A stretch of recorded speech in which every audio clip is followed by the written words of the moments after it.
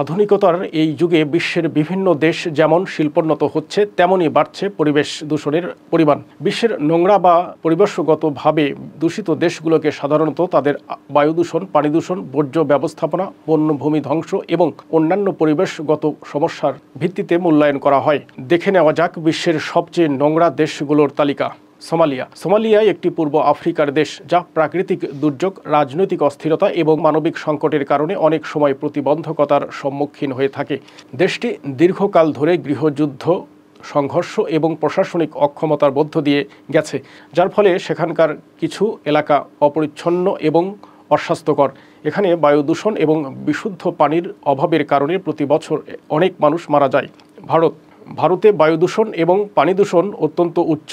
দিল্লির মতো শহরে বায়ু অত্যন্ত দূষিত, যা মানুষের স্বাস্থ্যের জন্য বিপজ্জনক। পশ্চিমবঙ্গের রাজধানীতে আবর্জনা দূষিত খাল একটি সাধারণ দৃশ্য।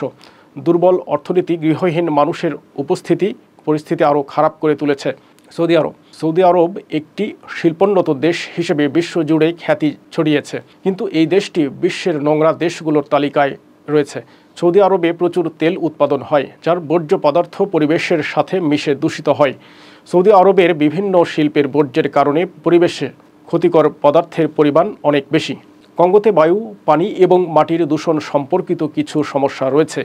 বিশেষ করে খনিজ উত্তোলন ও বন ধ্বংসের কারণে এদেশ বেশি দূষিত হচ্ছে। কঙ্গোর খনিজ সম্পদ, বিশেষত কপার এবং কলটানের খনি পরিবেশে উল্লেখযোগ্য প্রভাব ফেলছে। খনিজ উত্তোলন এবং প্রাকৃতিক সম্পদ ব্যবহারের ফলে বনাঞ্চল ও জীববৈচিত্র্য ক্ষতিগ্রস্ত হচ্ছে। পেরুর রাজধানী লিমা, যেখানে প্রায় 10 মিলিয়ন মানুষ বাস করে, সেখানে যানবাহন এবং শিল্পকর্মের কারণে বায়ু দূষণ অনেক বেশি হয়। খনিজ উত্তোলন এবং অবৈধ খনন কার্যক্রমের ফলে পেরুর নদী ও জলাশয়ের পানি দূষিত হচ্ছে। পেরুতে অবৈধভাবে কাঠ কাটা এবং বন উজাড় করার কারণে দেশটির বনাঞ্চলও ক্ষতিগ্রস্ত হচ্ছে। কেনিয়ার রাজধানী নাইরোবি এবং অন্যান্য বড় শহরে যানবাহন ও শিল্প কারখানার কারণে বায়ু দূষণ একটি বড় সমস্যা। সেখানে নদী এবং জলাশয়ের পানি শিল্প ও গৃহস্থালী বর্জ্য এবং কৃষি থেকে নির্গত কেমিক্যাল দ্বারা দূষিত হচ্ছে। শহরগুলিতে বর্জ্য সংগ্রহ এবং নিষ্কাশন ব্যবস্থা না থাকার কারণে দেশটি অত্যন্ত অপরিচ্ছন্ন। চাদ একটি পশ্চিম আফ্রিকান দেশ।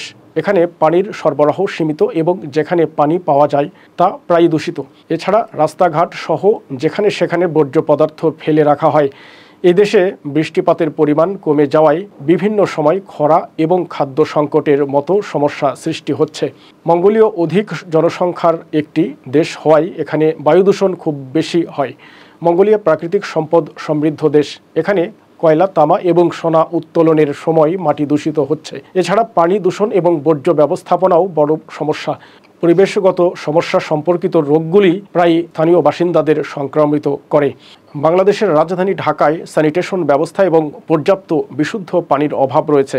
ঢাকার মতো একটি বড় শহরে বায়ু দূষণ এবং নদী ও খালের পানি দূষণ একটি বড় চ্যালেঞ্জ। এই শহরের প্রায় 12 মিলিয়ন মানুষ খারাপ পরিবেশের কারণে বিপর্যয়ের সম্মুখীন। 185.50% পরিবার মানব বর্জ্য নিষ্পত্তির জন্য সেপটিক ব্যবস্থার সাথে সংযুক্ত নয়। নাইজেরিয়া বিশ্বের সবচেয়ে দ্রুত নগরায়িত দেশগুলির মধ্যে একটি।